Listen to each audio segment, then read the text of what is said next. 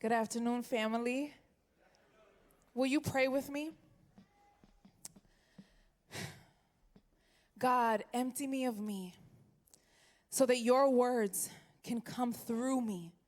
Father, may your power be felt this morning, not because of anything that I've done, but because of who you are. Amen.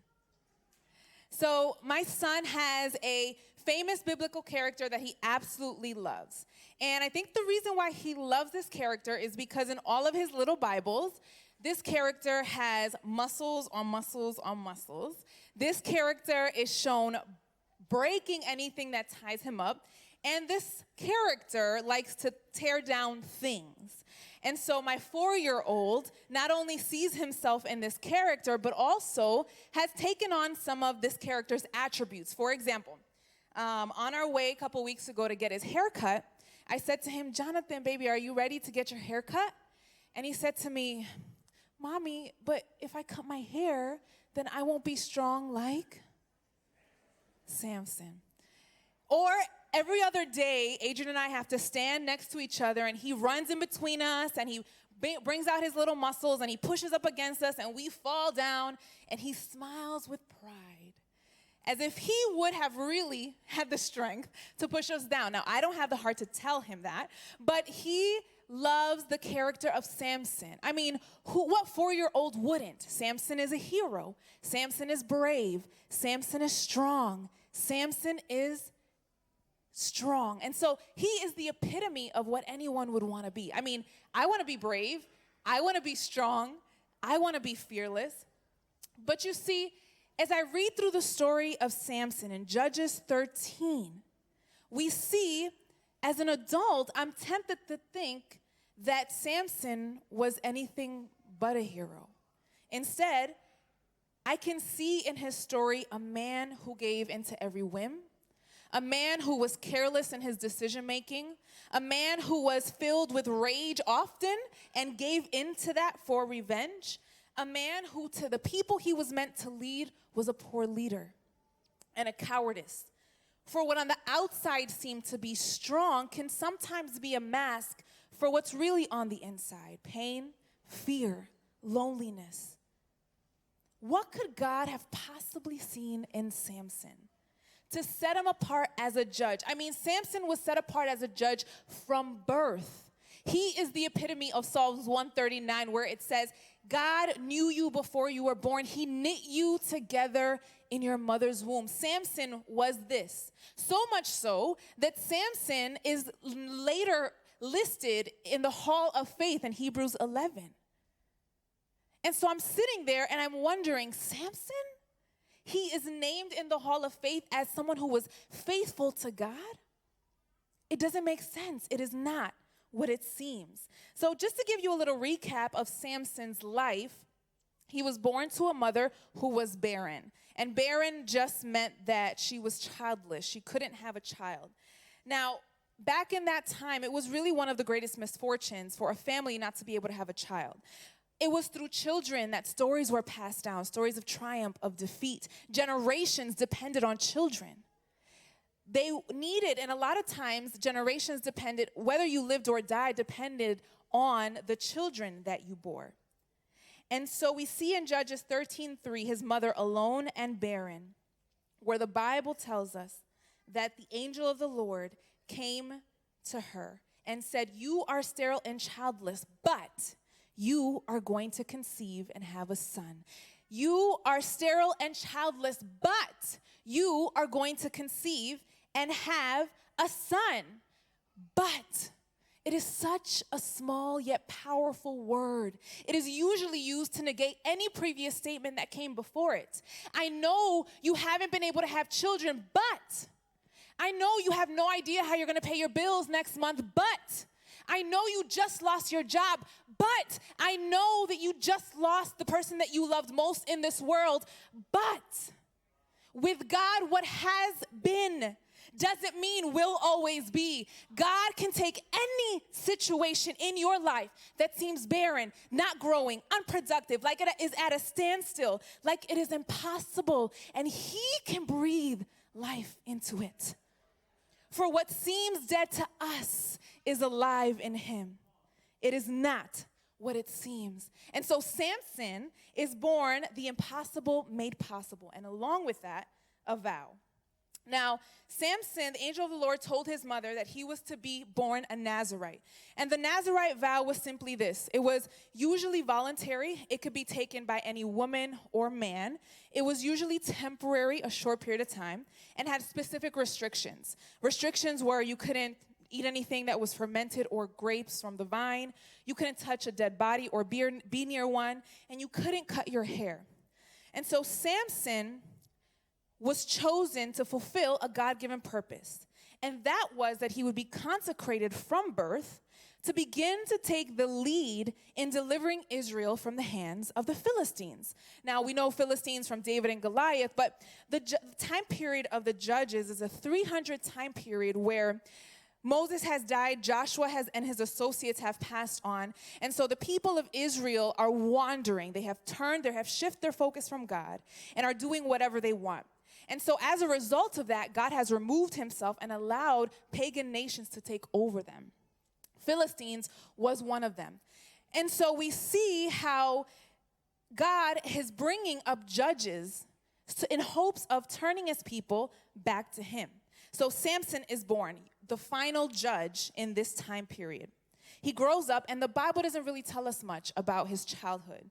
But I can imagine being a parent, and if I had an angel come to me and tell me Jonathan was supposed to do this, you better believe everything I said, did, experience was going to be that. He better know it by memory. He better know exactly what he couldn't touch, not touch.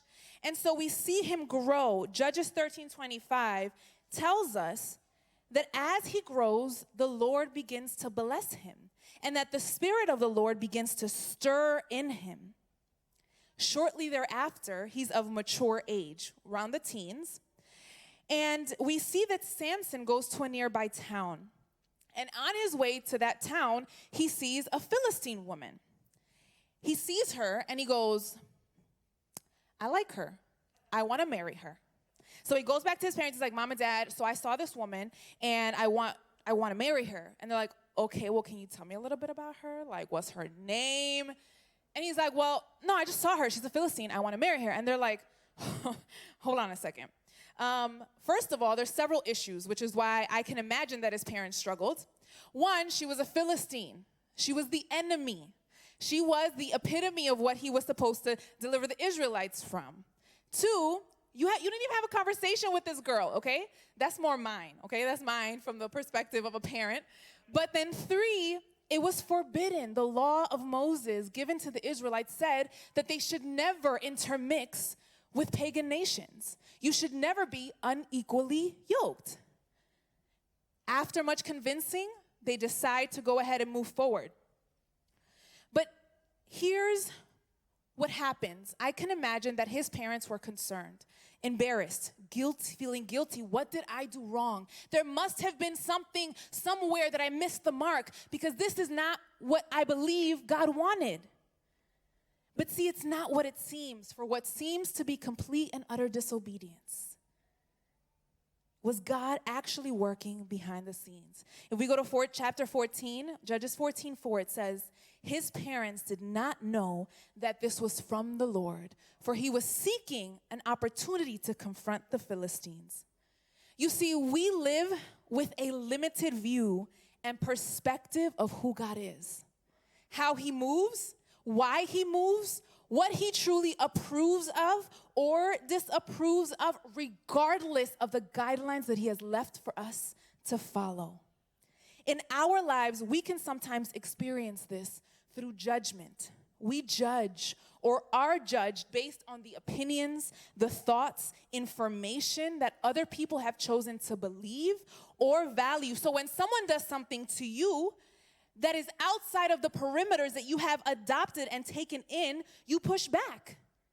Because if God would allow Samson to marry someone from the very group of people he said not to, then what does that mean about what I believe about God? What does that mean about the image of God that I have created and held on to? Do you know what it means? It means that we know only in part. We do not know the whole, and we can't pretend to know the whole, because we are not God. It means that only God can reveal what we don't know or understand. It means that our trust needs to be fully in Him, not in knowledge, not in information that we have received and hold on to so tightly. When something isn't as it seems, our fear of change and our fear that we're going to lose our lives and everything that we've held on to, the need to preserve what we thought or believe kicks in.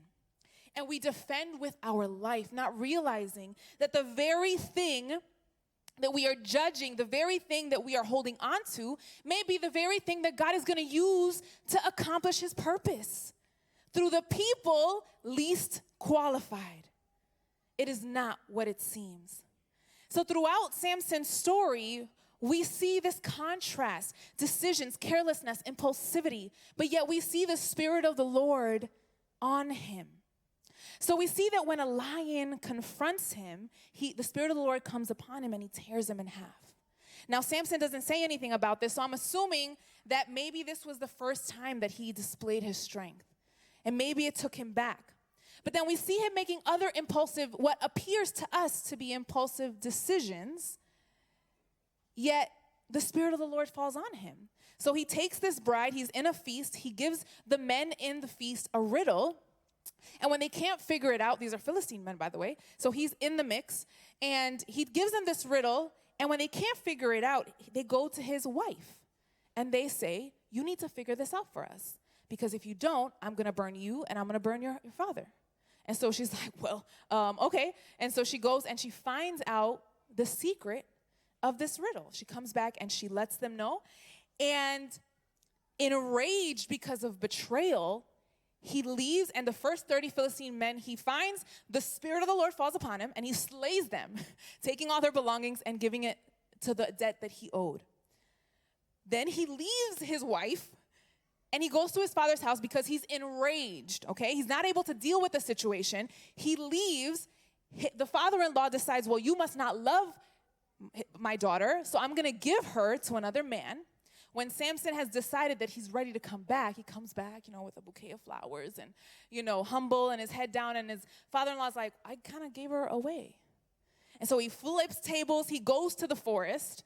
I'm assuming it's a forest because where else would you find 300 foxes, okay? It just doesn't, the Bible, guys, you need to read this story.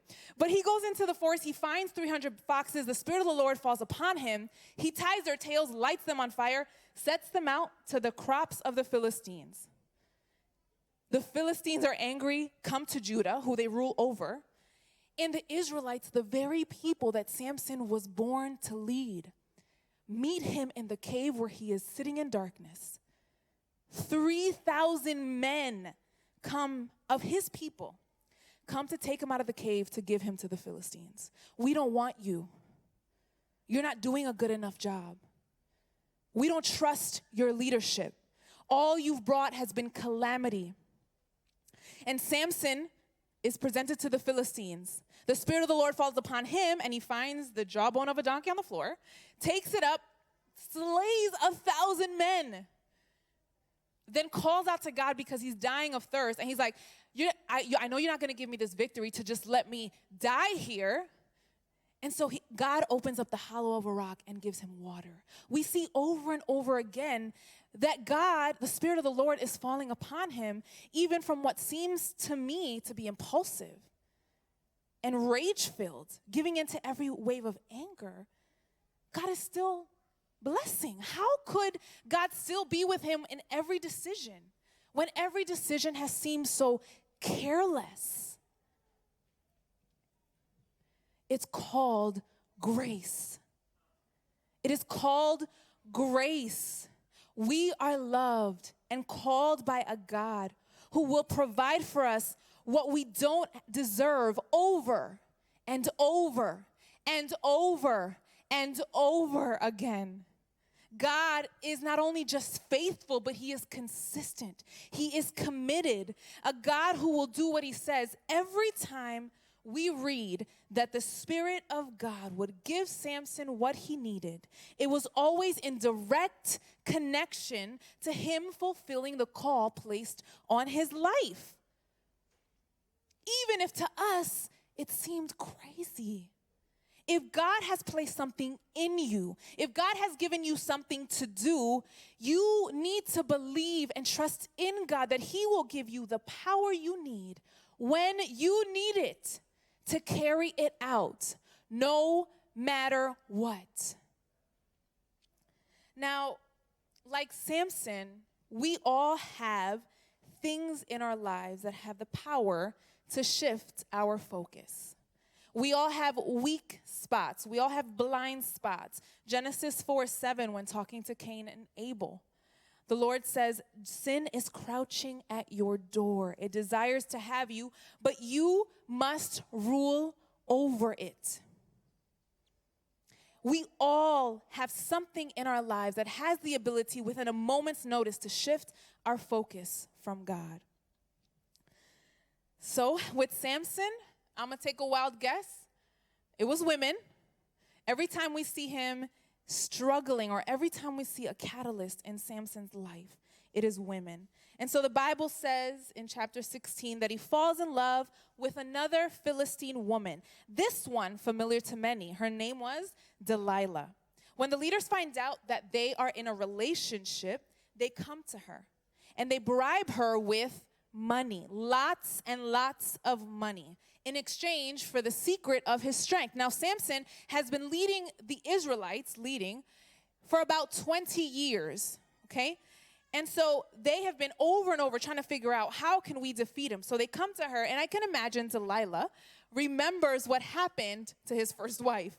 And so I don't know if Delilah loved him like he loved her, or that she loved money more. Either way, I could see that there was a predicament there. I wouldn't want to mess with the Philistines, so what do? I give in. And so she decides to take the bribe. 3 times she works her womanly magic, and she asks Samson, what is the secret to your strength? And Samson 3 times lies to her. First, he tells her, if you tie me up with fresh bowstrings that have never been dried, I will be as weak as any man. Then he tells her, if you put the 7 braids of my hair into a loom and you tie in it with a pin, then I will be as weak as any man. If you tie me with new rope, I will be as weak as any man. And every single time the Philistines, that he goes to sleep, she does this, and the Philistines happen to pop out. She calls to Samson, wake up, the Philistines are upon you. And he gets up and he shakes it off, and he keeps on his business. And in return, she is furious, she is angry, she is frustrated because he won't tell her the secret of her strength. And so she finally, after much nagging and prodding, and the Bible says that she nagged and prodded day and night. So we don't know how long this happened, but I can imagine, just like the first time, that moment of weakness, shifting, giving in, wearing him down, he eventually gives in. Samson gives in, and so Delilah lulls him to sleep. After he has told her everything, the angel, the vow, how his strength comes from his hair. If you were to cut my hair, I would be as weak as any man. And so she lulls him to sleep on her lap. She brings someone in, they cut his hair. The Philistines come out. As usual, you would think that by this point, Samson would have realized what was happening. But it's so interesting. When I have the page up to my face, I can't tell the words until I have to set it aside. And so sometimes in our life, we have things that are so close to us, that are so embedded in who we are, that we can't truly see what it is. And so over and over, he is being played a fool, and over he gives in. And so she cuts his hair. Philistines come in. She says, Samson, wake up. The Philistines are upon you. He gets up. And when he tries to shake himself off, he cannot, for his strength had left him. Judges 16:20 tells us, Samson, that he woke from his sleep and thought, I will go out as before and shake myself free. But he did not know that the Lord had left him. He did not know that the Lord had left him. That is the moment that we see the condition of Samson's heart. For although Samson, through God's power, was made physically strong, he had become internally weak. He had shifted his focus. God had set this vow in place to use Samson as a living testimony to who God was and what God could do through somebody completely surrendered to him. Samson, in his moment of frustration, weakness, anger, wanting to be left alone, forgot where his power lay. How easy it is for us to lose our focus. Samson, I believe, had become weary. You see, it had been 20 years of leading a nation that didn't want him as leader. It was 20 years of a nation, of him trying to lead a nation alone. You never see somebody coming for support. You never see him with people who are there to lift him up. He is always alone, so much so that his own people delivered him to the Philistines. I also believe that maybe Samson got a little bit comfortable in his own ability, believing that maybe it was his own strength that had power. Samson, I believe, had begun to trust in his hair as a source of strength. You see, Delilah's job was to find out what the secret of his strength was. And when Samson gives in, instead of telling her everything, he tells her everything, but instead of telling her that the power in his strength came from God, he said it was his hair. Cut my hair, and I will become as weak as any man. You see, his hair was simply meant to be a symbol, simply showing us an outward sign reflecting the inside. A symbol that was meant to mirror the outer world, to the outer world, our relationship, our vow, our connection, and the power that can come between God and me. Samson, I believe, placed his trust in his hair, placing the symbol above God. You know, God has given us gifts. He's given us talents. He's given us attributes, whether we believe it in ourselves or not. And these are placed in us with the intention for us so that God can do in us and through us what he needs to do, so that the world around us can see him. Instead, how many of us know how easy it is after receiving several compliments, praises, affirmations? You're really good at that. You know, I never knew that you had this talent. I should use you more for this. And so with that, a sense of confidence, arrogance swells within us, shifting our focus, shifting our trust from the gift giver to the gift. The reason why God wants you to fully trust in him with every part of you is because the reality of trust is that whatever you fully put your trust in can and will have dominion over you.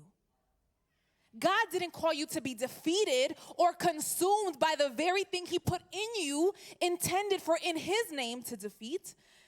If we can truly learn to trust in God, then what is there to threaten us?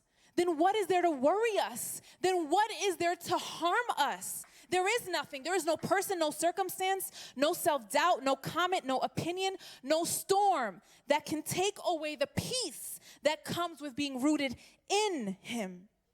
If we keep trusting in people, in things, in circumstances with limited power, we will continue to get limited results. We need to trust in the limitless power of God so that we can get his limitless results. If nothing is changing in your life, then you have to ask, where is my trust? Who am I trusting? Where is my power coming from? Because if we trust in God, then we should have power through God. His love and his grace knows no bounds. He works beyond our limited understanding. So when I fully surrender and let go of everything I know, everything I believe, and trust in God, I now have the limitless power living in me to carry out his plan, his will, to be his hands and to be his feet in this dying world. So Samson is captured, and without strength and seemingly defeated, his eyes are taken out. There in the cell in which they gouged out his eyes, immediate darkness. The world in which Samson knew it was no more. You see, this darkness was a representation of what Samson's life had come to through a moment of weakness, a loss of sight. And so the physical darkness begins to point him into the reality that there is some inner darkness that he had not seen before. Darkness has a way of turning us inward like nothing else. And so imagine with me for a moment, if I was Samson, what would I do? My eyes are gone. Darkness has filled my heart. I can only imagine what I would do. It's what we would all do. We start to self-assess. We start to ruminate. We start to think about experiences that we'd have. We start to think about the things that that person said to us. Over and over, you begin to review your life. You begin to experience guilt and embarrassment and shame and pain and anger. And so as Samson is sitting there in darkness, suddenly a light, not a physical light, but a spiritual light in the form, reminding him what he had been taught. I can imagine that he remembered the stories of the angel. I can imagine he remembered his vow. He started to remember that his life was not his. And that what and whom he had placed his trust in, his hair, Delilah, his strength in reality had caused disappointment and betrayal. You see, there's so much more to seeing than having physical sight. And so Samson begins to see in darkness, not with his eyes, but with his heart. He begins to see that his limitless power had come and would come only from a limitless God. That his life was ordained from birth and that the call on his life was to be carried out with God, not for God. You see, sometimes God puts things in us that we think that we are smart enough to carry out on our own because we're doing it for God. But God never intended you to do it on your own. He said, I'm supposed to be doing it through you. It is with me that this is accomplished. I am the author and finisher of your faith. I am the one that's going to do it through you. And so this life that had been ordained from birth to be carried out with God, not for God, was restoring his new sight. His trust began to shift from self in God, the author and finisher of his faith. You know, I can only imagine, have you ever had that raw moment where the mirror is faced to you and you see your shame and you see your embarrassment and you see your unworthiness? Yet something happens and you are overwhelmed with grace and peace and gratitude and the forgiving power and mercy that God offers over and over. Samson regains his eyes. What seemed to the person looking in like all hope was lost meant victory for a man with new eyes. Samson is transformed. And you know what? Sometimes God has to allow the walls of darkness to close in on us. Sometimes he has to allow us to lose some things. Sometimes he has to allow us to lose some people. Sometimes he has to use our very own consequences as a result of our own decisions to get us to the source of our mess so that he can shine his light of grace and life and move us from where we were to where he needs us to be for his glory, for his grace to be revealed, not for you, but for him and for the people around you that are watching. What is God going to do? You have no eyes. And so darkness moved Samson inward and upward. You see, it's not what it seems. For the Philistines, trusting in their own wisdom, believed that the smartest thing to do for someone who posed a threat like Samson was to take out his eyes. Even with strength, if you have no eyes, we have the advantage. You see, but what the Philistines failed to see was that taking Samson's eyes out was exactly what God needed so that Samson could regain his spiritual eyes. And so we see that God is not limited by what we have or don't have. Samson is transformed, and in that moment he notices there's something happening. He sees spiritually as he's being led out by the hand of a boy to be mocked, to be paraded as a clown in the courtyard. He is led out by a boy. And you see, it's not just any boy. It was a boy with a pair of eyes. You see, God knew that for Samson to fulfill the task set before him, he would still need his pair of eyes. We should never worry or fear about the thing that we have lost. For if God thought that it was best for us to keep it, he would have let us keep it. God will always provide what you need to accomplish the work that he has placed in you, even if it means removing something first. God is not limited by what we have and don't have. He's concerned with the condition of our heart, which is the true mirror to the world around us. What's inside always comes out on the outside. Samson, with new eyes and a life fully surrendered to God, prays a prayer, sealing his vow and acknowledging who the true power belongs to.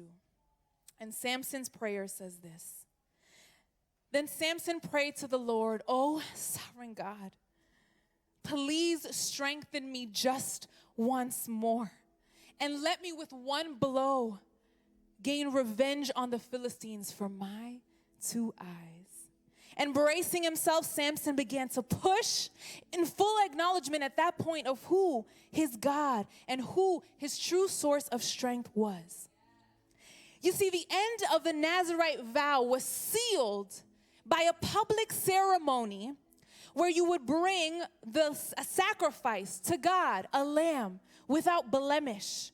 Samson ended his life becoming the sacrifice, surrendering his life even unto death, because he had received new eyes and a new life.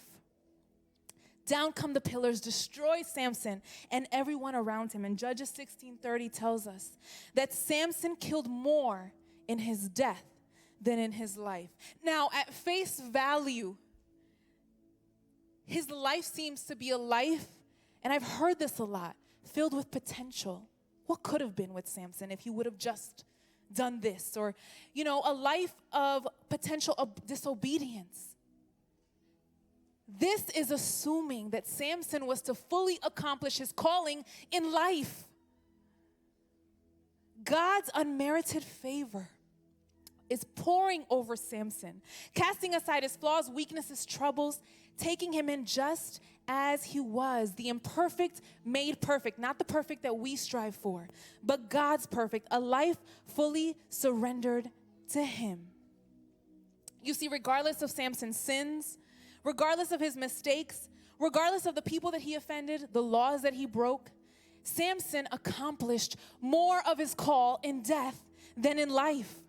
We need to surrender, allowing God to use the very darkness that threatens to overtake us to give us new sight, so that the thing that has died in us can be the catalyst that he needs to fulfill the calling that he's given us. It is not what it seems. The power in Samson's story is not what could have been. The power in your story is not what was or what could have been. The power in your story, the power in Samson's story, is what was through God. That is the power. And so it's not what it seems. For you see, Samson's story mirrors to me the life of another man. A Nazarene man born out of the impossible. A man who was set apart from birth. A man who grew up breaking all the rules, stood out, underestimated, regarded an outcast, a nuisance to society, who to a few, by all accounts, would come to overthrow the government that suppressed the religion of the day to establish his kingdom here on earth. He too would be captured. He too would be tortured. He too would be mocked and paraded like a clown with a crown of thorns. It's not what it seems, for we know that Jesus left heaven in all of its glory to come and live like one of us, to be regarded a mere man in a world filled with darkness, to prove that love, not hate, compassion, not hate, intimacy, not knowledge, was the means to restore a world who had lost their sight. Jesus too would accomplish more in his death than in his life. He too would surrender his life even unto death, death on a cross for you and for me. So, I don't know what you're experiencing today. I don't know if you feel lost, anxious, confused, alone, desperate. I don't know what God is doing in you. I don't know if you are experiencing shame because of the decision that you made that has left you on the outskirts with your family. I don't know if you're feeling abandoned because those around you don't understand what God is doing in and through you. But I want to remind you to take heart. I want to remind you to lean into God. Lean into the darkness that may be coming over you.